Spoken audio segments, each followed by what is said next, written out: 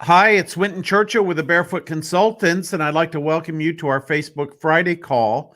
And today we're going to be talking about three fears that most baby boomers have when they consider the idea of working online as a freelancer.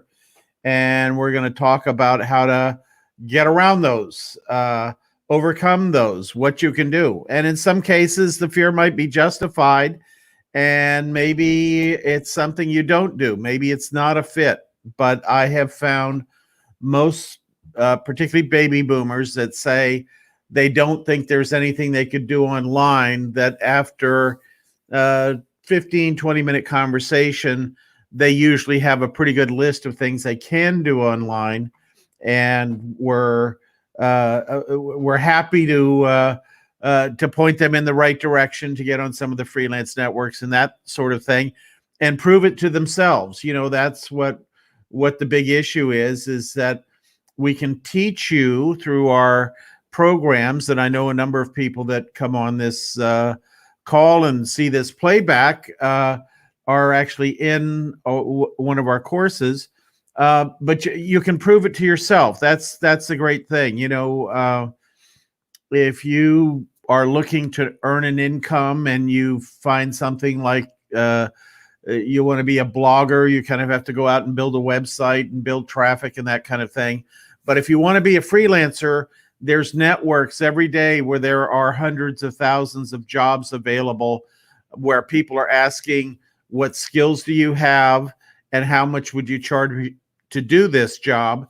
And once you stumble on there and can bid on that, it makes it a whole lot easier. You don't have to go through all the steps and preparation that you might have to do otherwise. So I see some people joining our call now. Would be great to let us know where you're coming in from. If you can just type that in the chat window there, would love to see where you're coming from and that kind of thing. This is a very interesting tourist site, I guess you'd say, in just outside of Quito, Ecuador. It's a fascinating sort of tourism complex, and it was one that was built, I believe, about I want to say 30 years ago, right on the equator. Ecuador is one of the few sort of destination cities that the equator passes through in the Western Hemisphere. In fact, most of the equator, is covering the ocean. Just it's how it works out. And so this is a very neat site that I visited a couple years ago now. And they have this tower. So I went up to the top of the tower, and you can look around. You can see the mountains in the background there. And this is, let me see if I can show it. This is the equator line right here, if I can get my chair out of the way. If you can see that at the bottom of the frame there. And that line goes right through this and through this building. And, of course, there's a line drawn on the floor all the way through. And it's a very interesting site, except it's in the wrong place. And I see Bob Herb. Good to see you, Bob. I've seen some of your pictures recently that you've been posting, and now that you're back diving, just fabulous pictures, and would encourage everybody to take a look at your site if they get a chance. So here I am in Ecuador. I'm going to this museum, but it turns out that the museum is actually in the wrong place, that is not where the equator runs. And there's the story goes is that there were some Air Force people from the United States, and this is going back 20 some years, and they went to this place, and they had some new equipment called GPS equipment, which was very new in this day and age. And at this time, it wasn't something that everybody had a GPS in their car or what have you. This was all brand new stuff back then. And in fact, the GPS, the most systems that could use GPS satellites were $2,000 or $3,000, and they were for the military only. but they came over and they figured out that the equator doesn't run through here. It's about a mile and a half away. I want to say it's close, but it's not exactly it. And they'd already built this fabulous center, so they decided to make this the tourist attraction. But then if you go over to that other place, they have yet another tourist attraction, but it's much smaller, but it is accurately where the line goes through. And they actually have some sort of interesting science experiments you can do when you're over there, like balance an egg. And you can, if you're on one side of the equator, it won't balance. And if you're on the other side of the equator, it won't balance. But when you're right on it, it's very easy to balance. And, they show you water spinning one way down a drain counterclockwise, and then you move the bowl and everything, about 3 feet across the other side of the equator, and it spins the other way. So it's a very interesting place to observe. But it reminds me of, once we get an idea in our mind that we can't use computers, we don't know how to work software, the web's confusing to us, that kind of thing, which is one of the big fears that people have, things change. We have new information, we have new precision, we have new ways to measure stuff. And the opportunity is for us all to look at our lives when we embark on something new is, do we have new information, or are we ever better able to analyze what's going on? And this is what I have found so often with tech skills. Tech skills are something that baby boomers just say, oh, I don't know how to do that, or whatever. And then I say, well, tell me what do you have a computer or a laptop or an iPad or whatever it is? And say, oh yeah, what do you do with it? Oh, I send pictures to my grandkids, and I send emails back and forth to some of my buddies, and I cruise around Facebook and look at different things and that sort of thing. And so that's what they do. And what's happened is, maybe 10 or 20 years ago, the computer systems were too complex for them to use. But most of the money spent in all of technology for the consumer has been about making this stuff easier. So in fact, there's two things that play into that. Is you've been in a situation where the technology has been improving and making it easier to use. So the technology today is much easier than it was 10, 20 years ago. And the other part of it is, you've been doing this for 10 or 20 years. You've been going on Facebook, you've been sending emails, you've been using Microsoft Word to write things. You may have even used something like a spreadsheet to add up numbers or do your taxes or something like that. So you have progressively improved your skills, while the threshold for getting on these systems has gone way down, in terms of your skill set. It's not hard to do. And, I'm delighted when somebody in our private Facebook group says, I didn't think I had the computer skills to do this, but I find that after a short familiarization period with the software, we teach on a variety of different online freelancing systems, but with the software that's available today, people have no problem once they go through that. Every system is a little bit awkward when you first go on it, but after you've used it for a few hours, you kind of know your way around. So that's one of the fears that people have. I do want to welcome our people listening on the playback. One of the fascinating things that's occurred since we started doing these is you get a little bit more sense of who watches them and how many people watch them and that kind of thing. And we have a relatively small number that are able to make the live, but this broadcast combined goes out to, I want to say, typically between 150 and 250 people. And so For those of you that are not in the room live, but are in the room, in the playback, we welcome you as well. And we do answer questions in the chat room over during the week. So if you have a question during the week, you can just pop it in. We also like to know where you're checking in from. So if you're watching this on the playback, be sure and let us know where you're checking in from. And thank you, Greg, for those kind words. Greg, for those of you who've been on this call, knows that he's been down in the Dominican Republic waiting for a flight out, basically, and basically he was able to get back to his to Canada this week. So congratulations on that. I mean, I've talked to several people that are traveling. Greg, mentions he's now in Ontario, and there's kind of the rules, and then there's kind of what people can do. And a lot of people are going back to flying. I mean, a lot of people that I know are doing that domestically.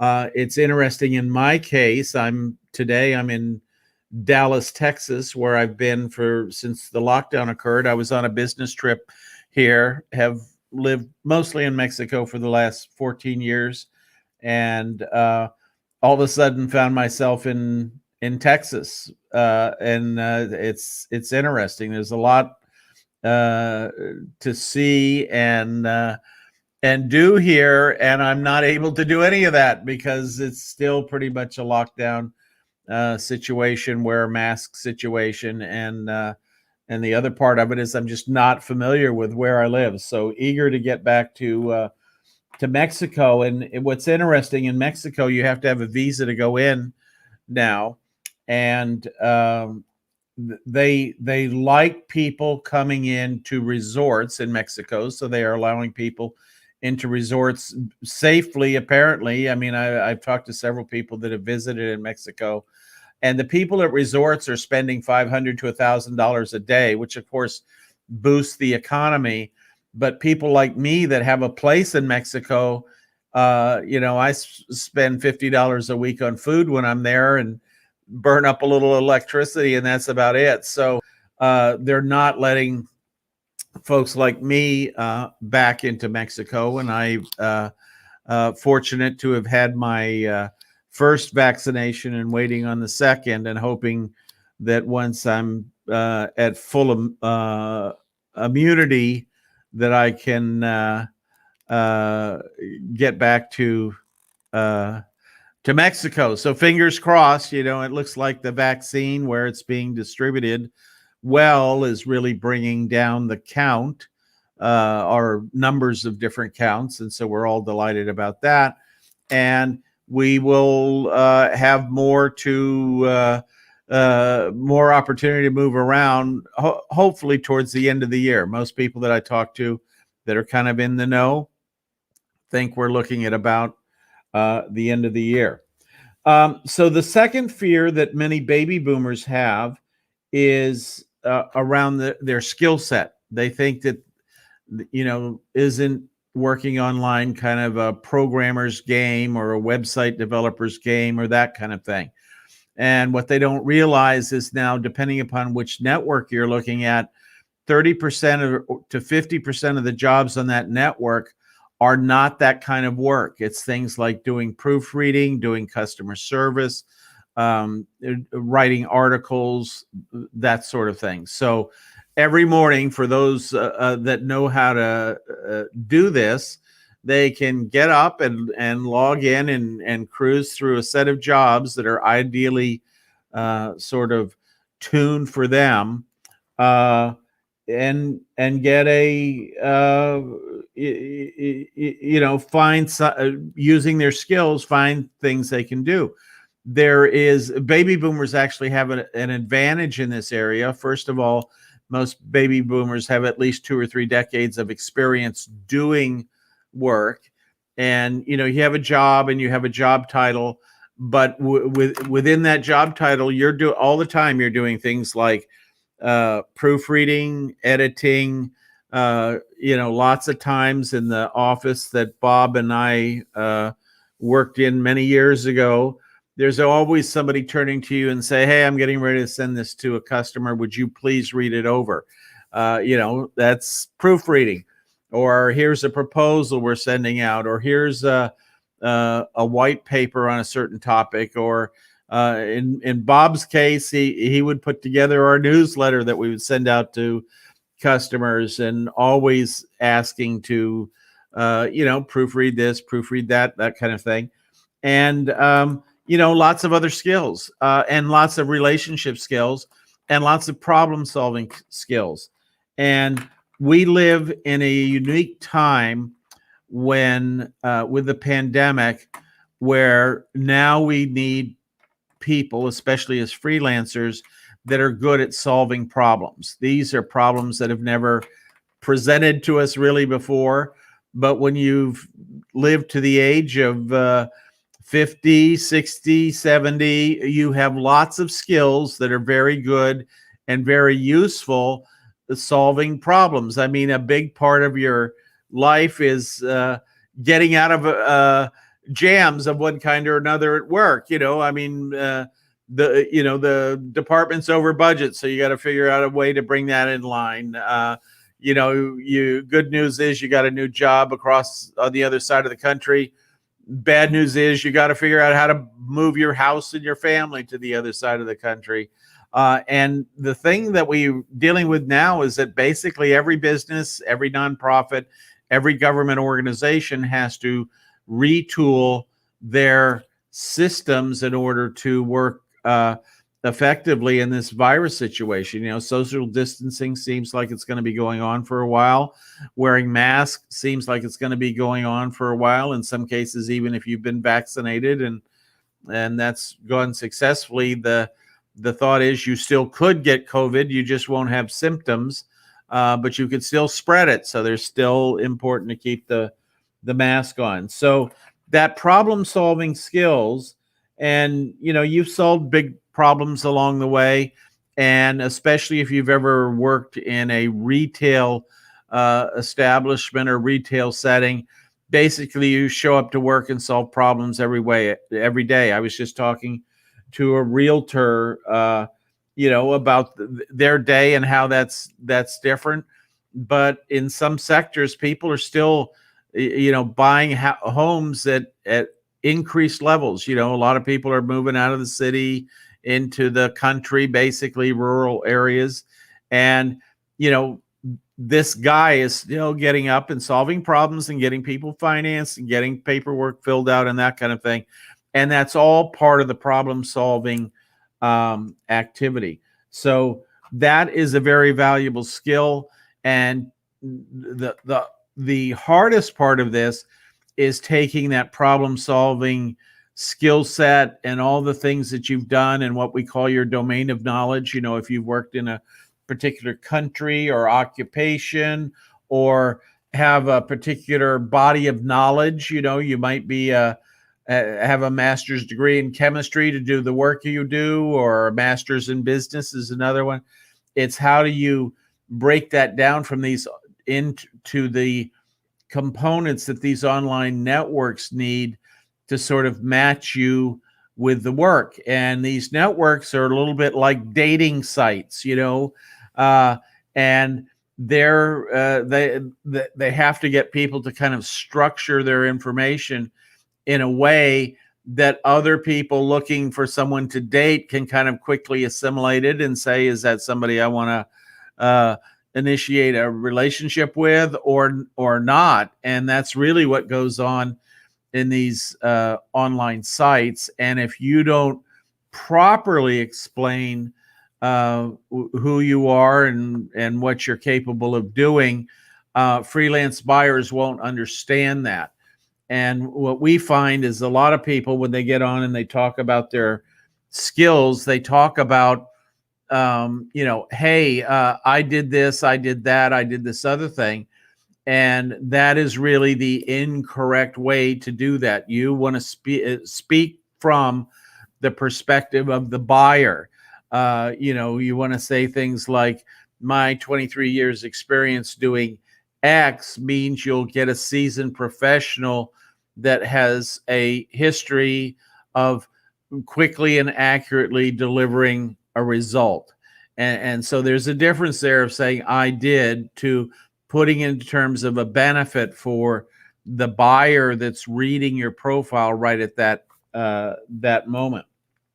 And then the third thing I want to talk about, this is one I always hear when it's interesting. Had the good fortune to go to a lot of international living conferences over the years as a presenter. And one of the most common questions I hear, it's not really a question, it's more of a statement. It is a fear, is that I don't like the idea of having to sell myself. I'm a great proofreader. I always do a good job with that. I've been doing that for 30 years, or one way or another, I've been in customer service and managing customer service for years, but I just am not good at selling myself. This is a very common thing that we hear. And this is one of the most powerful aspects of these online networks, is that, you're rarely in a situation, and for many people, it's never in a situation where you're on the phone talking to somebody or on a Zoom call looking at somebody trying to explain why you're the best person for the job. Because the people that frequent these networks, the buyers, are very good at being able to look at your profile as it's presented there and quickly assess whether you might be a good fit for them. And then this is something that most people don't really understand. The first job you get with a new client is usually what we would call an audition job. And an audition job is one where they give you a little tiny piece of the kind of work that you're going to be doing. It might be asking you to, write a customer service email that responds to a product shipment being late or something like that. Just a little simple test. Or in some cases, a lot of people go on these networks and freelance buyers and look for new talent that knows how to write, knows how to create videos, maybe knows how to proofread, that kind of thing. And they will give the exact same job to 5 people. And those 5 people will do the assignment, and then they'll sit around a virtual table and look at everybody's assignments, what they turned in, and pick the best assignment and say, that's the person we're going to hire. And then they go back to you and negotiate a salary, or a fee, or however they do it, for that work on an ongoing basis. And, some people say, well, that first job might be $25 an hour, and they say, well, gee, that doesn't sound like very much. And I'll say, well, how much did you make when you were working? And they said, oh, I was earning about $60,000 a year. And, it turns out that $25 an hour is exactly $50,000 a year. So you have a form of work now that you're able to do from home, no car, no office commute, no office politics, no having to either take your lunch or go out for lunch, and no long commute home, and no car insurance, and maybe even no second car. And you can do all that from home and earn the same amount of money, or close to the same amount of money, from home on a schedule that pleases you. And so, part of it is perspective, part of it is understanding that. And an important part of understanding this is that you really don't have to sell, is that your profile, which is like a resume, does your selling for you. And all these buyers, or most of the buyers on these networks, are very sophisticated.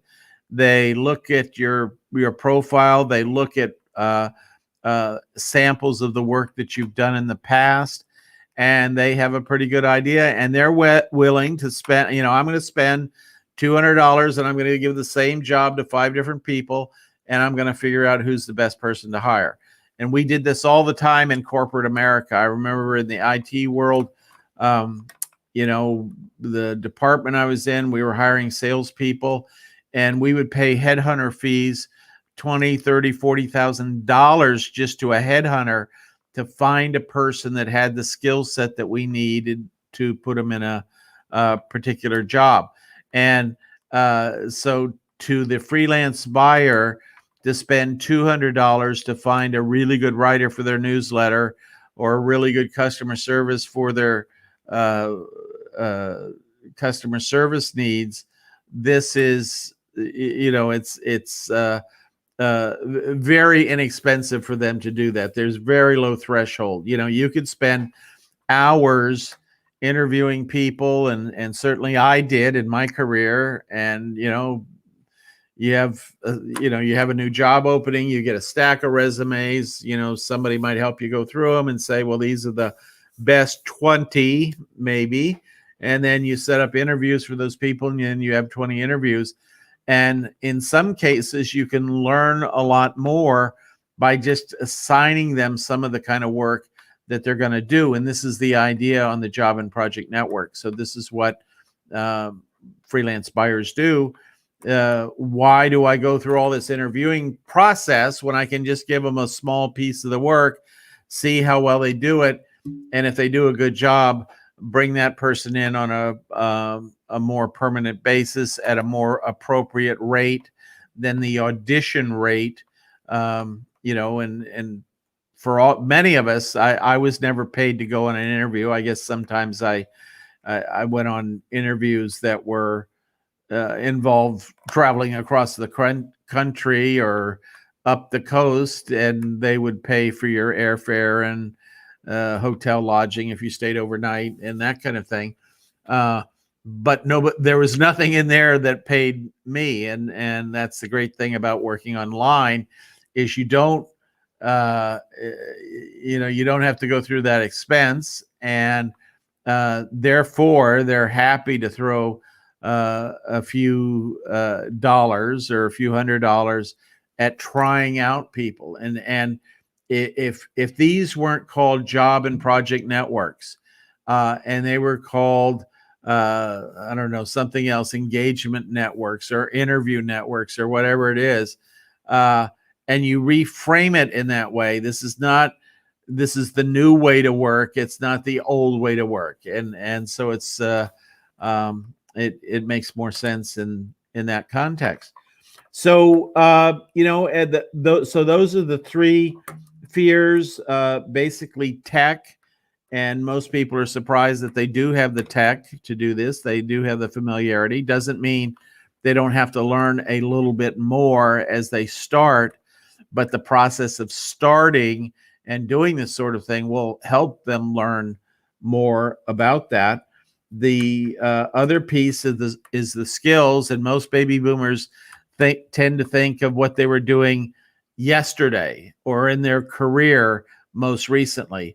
And really, we look at much broader domains of experience, like their other jobs, industries, things they've done over decades, where they really have a lot of relevant experience that freelance buyers like.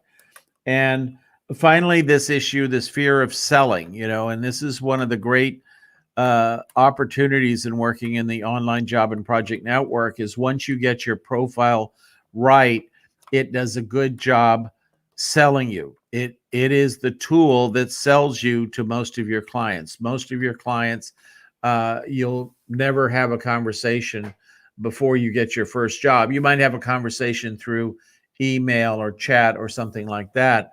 But they're, freelance buyers have decided in many cases, I'm just going to give a person a piece of work, and I'm going to give the same work to 5 other people and see how it comes back and test that out. So with that, that's what I wanted to cover today.